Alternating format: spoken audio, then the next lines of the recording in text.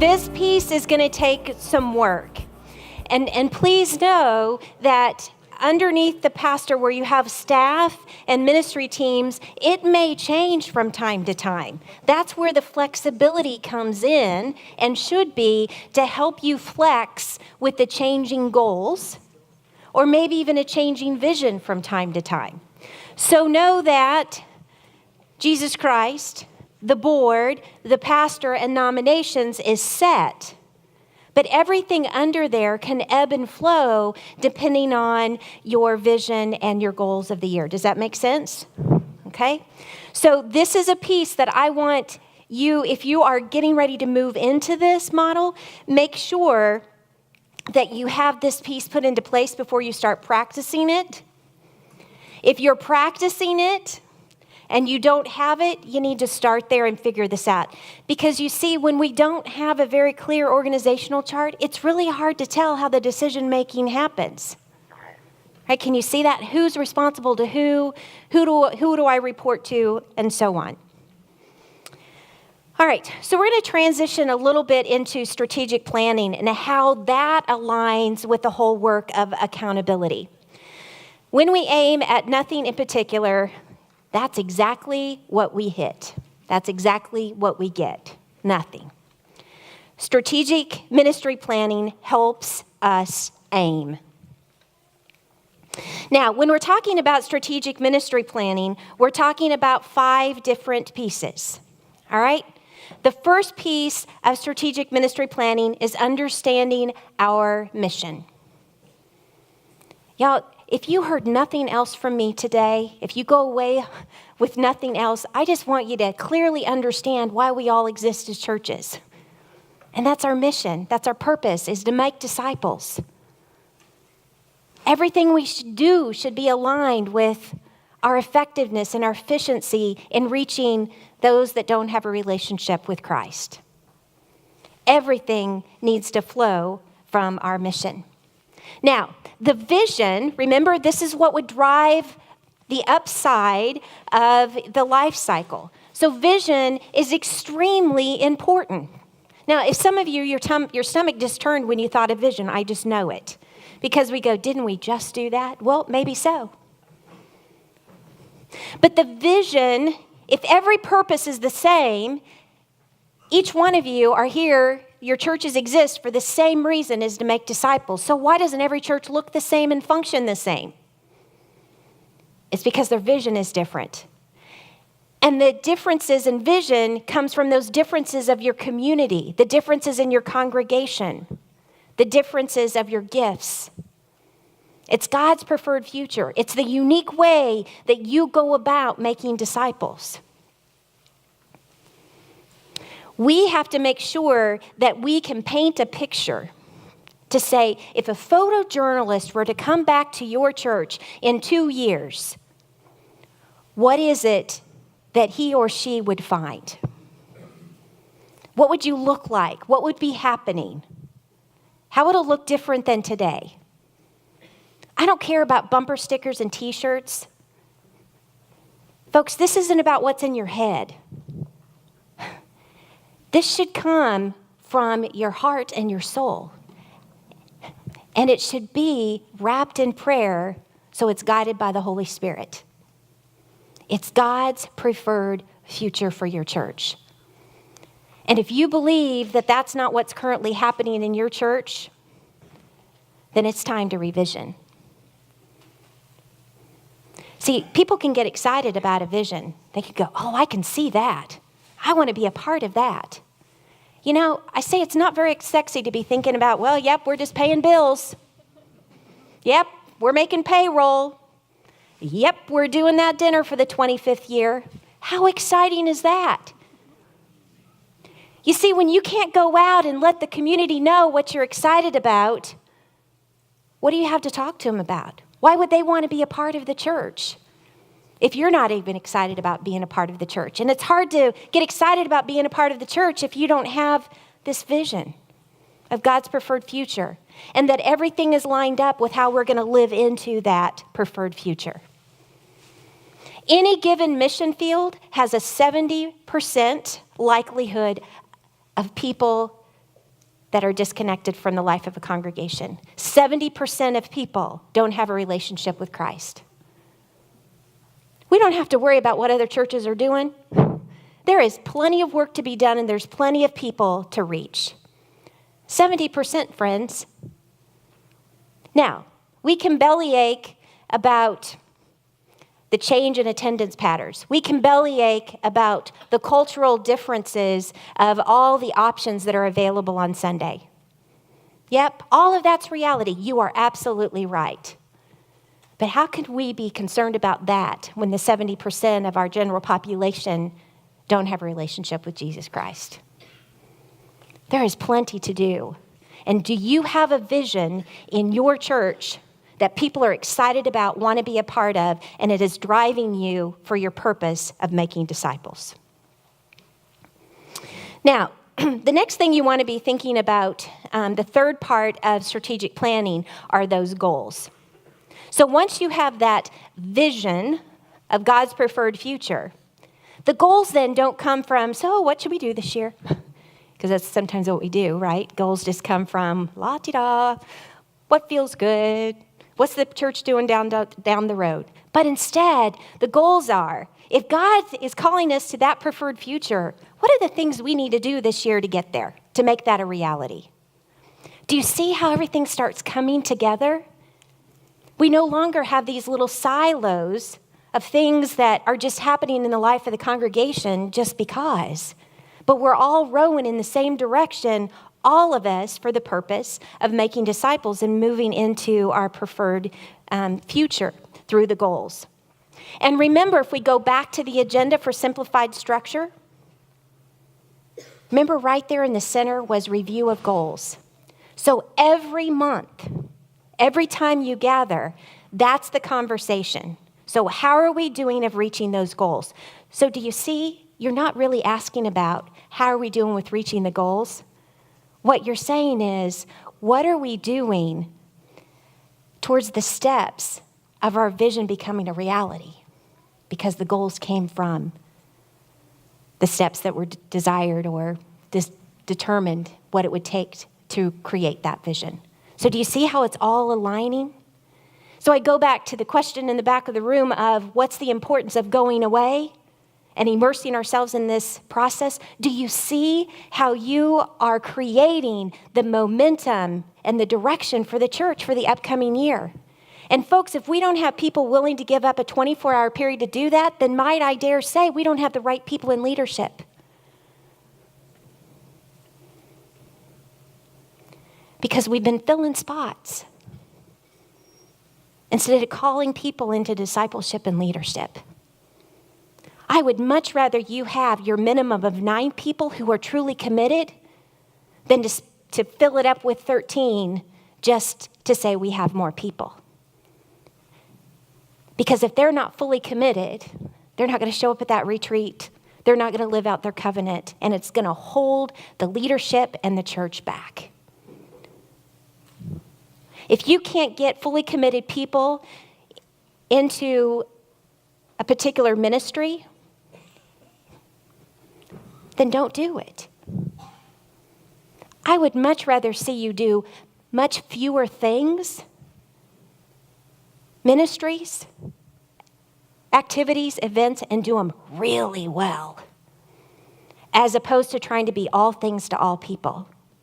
You know, what are you known for in your community?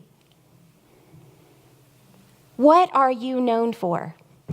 And friends, I hope it's not fundraising.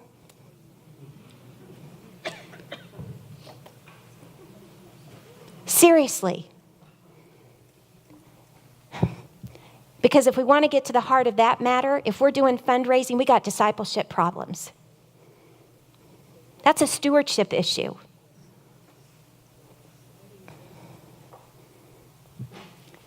You see, if that's what we're known for in our community, what does that mean about being the church?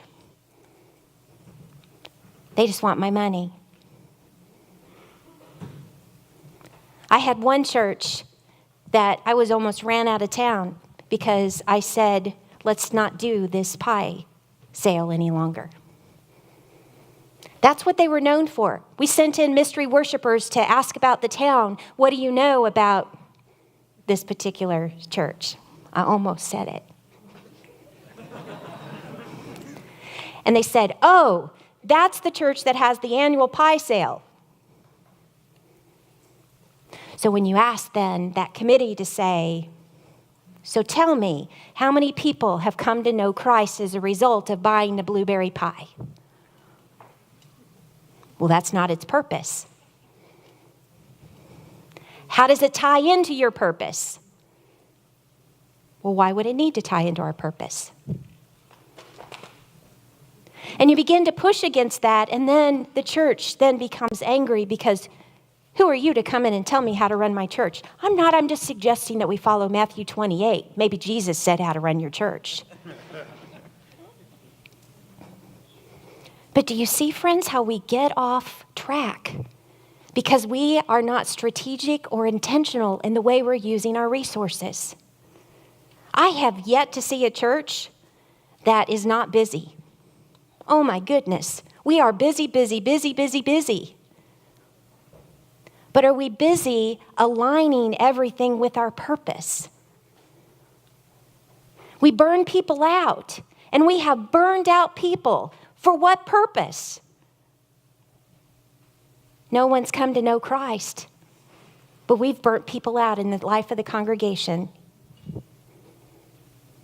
Because you see, we didn't have our eye on the ball. Instead, we were consensus driven. Instead, it was more about our relationships with one another. Do we have country clubs? Or do we have missionally driven churches whose purpose is to reach the people that don't have a relationship with Christ? You see, doesn't that change the game? Doesn't that change the focus? But we can't do that unless we're willing to stand back, look at the big picture, and do the strategic ministry planning that aligns all of this. You see, the simplified structure is part of the vehicle to help us to get there. The accountability is what's going to help us arrive. But if we don't put the planning behind it of knowing where we're headed, it's going to be difficult as well. So when we put goals together, this is where we have to challenge ourselves. And some of you that work in the secular world or are teachers, you're very familiar with SMART goals, yes? It's an acronym: specific, measurable, achievable, relevant, and time-based. You might have some different words for those, but it all means the same, right? When you write your goals, make sure they're SMART goals. I've seen churches that say, well, we're going to grow the church.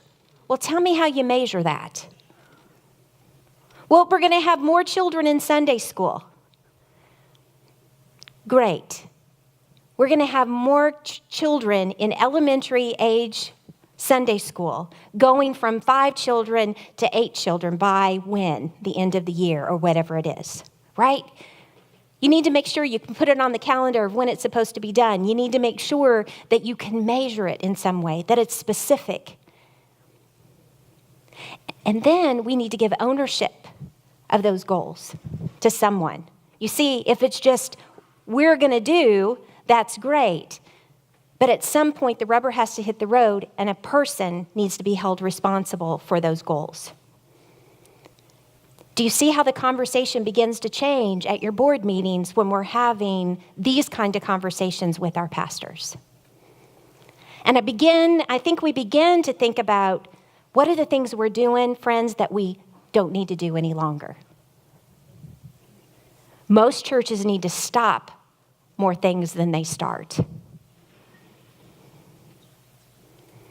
The other thing that we have problems with is things that I say have missional shift. I have to be careful how you say that.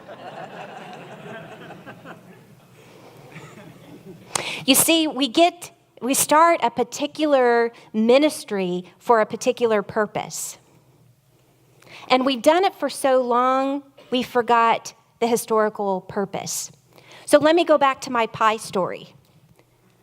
The pastor, 4 pastors ago, gave each of the people on the mission team to say, I'm going to give each of you $10, and I'd like for you to find a way to double that money for us to donate to the food pantry in our neighborhood. Now, how that turned into a fundraiser, who knows? But only one person on that committee could tell me that historical perspective and to say that the intention was to help our community pantry. Because it became about doing it rather than the purpose in which we're doing it and to align in how to do so. Y'all follow me?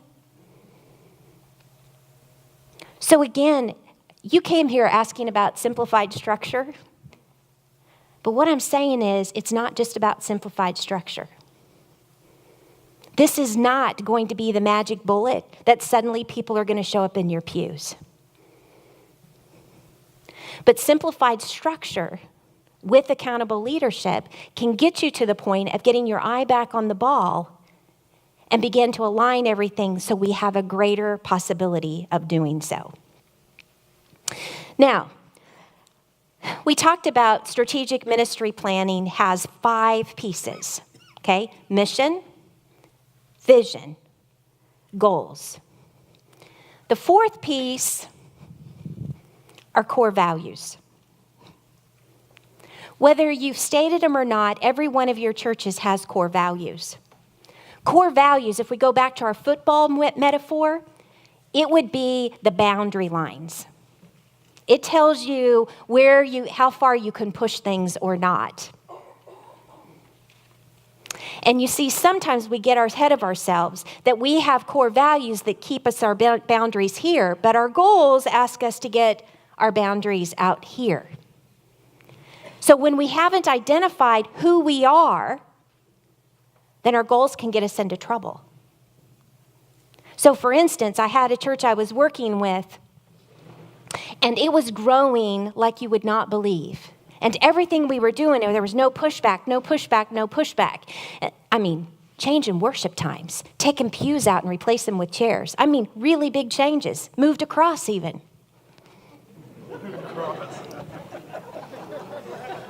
We were working on moving the Jesus picture. But you see, they went away and they did strategic planning.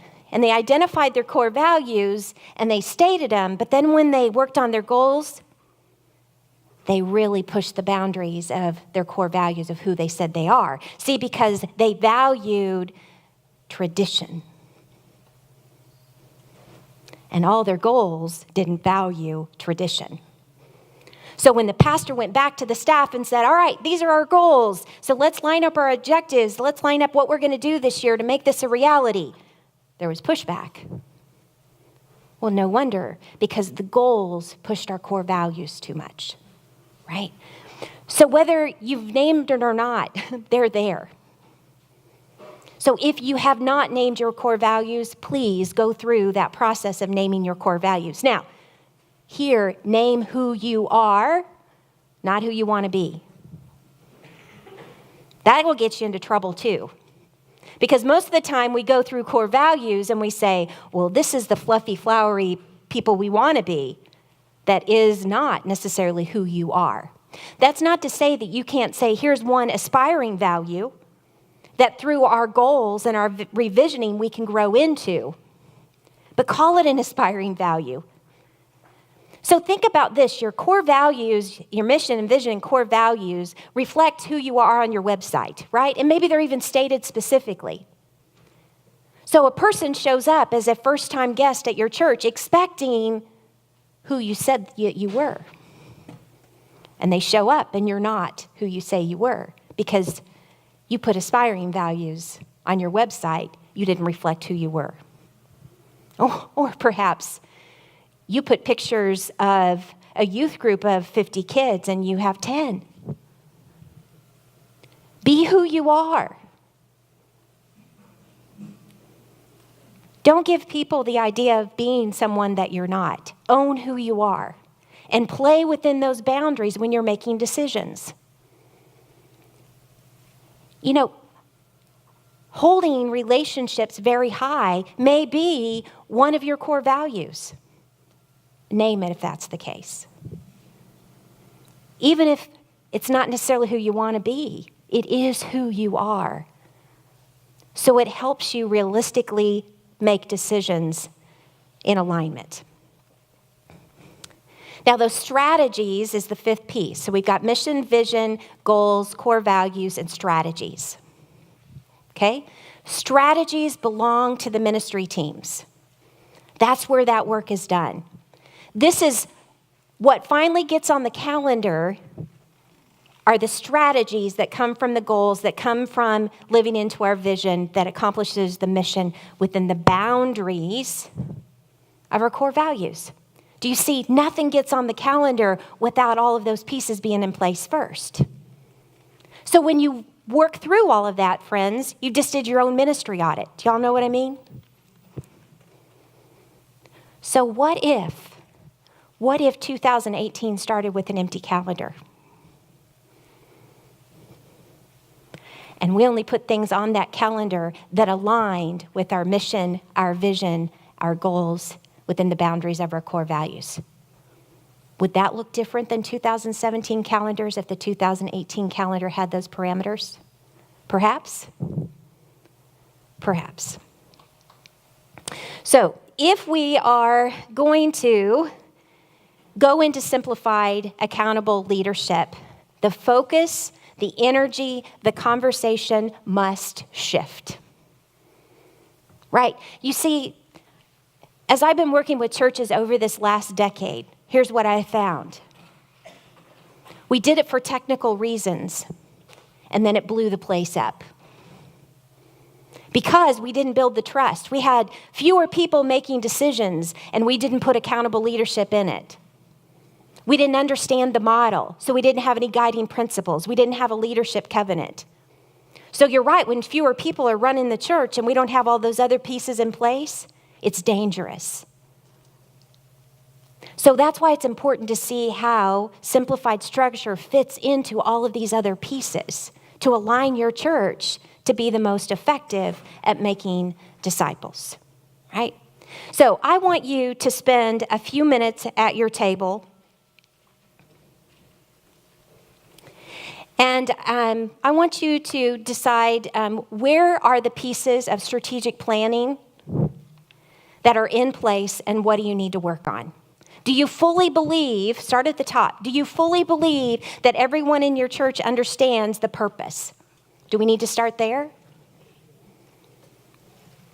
The next one is, do we have a vision that is providing energy and momentum and people would know it and be excited about it? Are we there? Have we named our core values? Do we know who we are?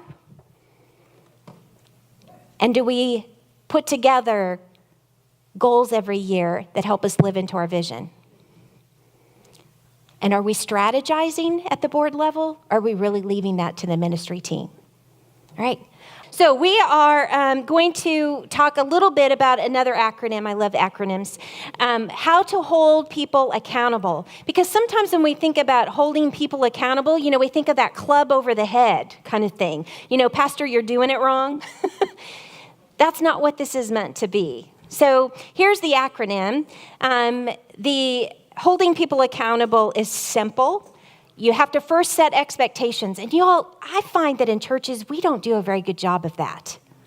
I mean, how many positions in, whether it's paid or unpaid staff, we have no job descriptions. I mean, how do you have expectations of someone when what you want them to do is not clearly identified? And it's hard to hold somebody accountable against something that isn't documented, right? Then we invite commitment. Do you see, when you hold people accountable, they have to see how their part plays in to the bigger picture. That they're not just doing this thing over here, but their part is important to the bigger piece. And so everyone has their own commitment to making the big picture happen to make disciples. We have to be willing to measure progress.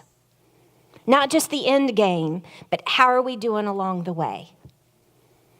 which means multiple conversations.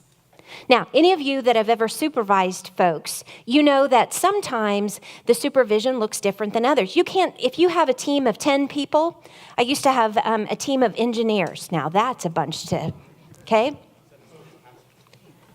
Yeah. And so every engineer had different giftedness. And there are some of my employees that I would say, here's what you need to do, and set them free, and I know it would be done, no doubt. There's others that I would say, here's what you need to do, and in 3 days I needed to call them again and say, now, did you understand what you needed to do? Do you have any questions? And then the next week I needed to call again and say, how are we doing? Right? And there's everything in between. The same is with accountability. Some are going to need more questions and more check-ins than others. But you need to adapt the accountability to the person you're holding accountable. You've got to provide feedback along the way. And that is both encouragement and support, but also to put our foot down, folks, and be willing to say, we're missing the bar. Help me understand where you're getting caught up. What resources are missing? Do you need some training? Do we have too much of a workload on you that this priority isn't getting finished? Help me understand what's getting in the way and how can we be helpful. Do you hear that's much different than say, why isn't your work done? Encouraging, supportive, but also willing to ask the difficult questions. Link to consequences. Yes, we can link to consequences even as a volunteer. If this isn't completed, we're not going to be able to hold this event. If these benchmarks aren't met, then we're not going to be able to move forward in this position. And again, I go back to our earlier conversation to say we're doing people an injustice to allow them to stay in places where they're not fruitful, where they are not using their spiritual gifts. We're doing them and the church a disservice. We have to link to consequences. And we have to evaluate effectiveness. How are we doing at accomplishing what we've asked them to do? And remember, look at that organizational chart. It happens at every level, up and down the line. So imagine, if you're board members, friends, what would Christ be asking you around accountability right now? If you were to say, if we were going to evaluate ourselves, if Christ was sitting at that boardroom table, what would the questions that Christ would be asking of you?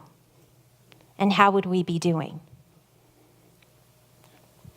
I'd like for you to take a few moments at your table and evaluate how your church is doing at holding people accountable. No matter where you're at, I'd like for you to identify what would we have to do just to take it to the next level. And maybe we're just starting. And maybe the first level is we need to learn what accountable leadership looks like in order for us to be able to live into it.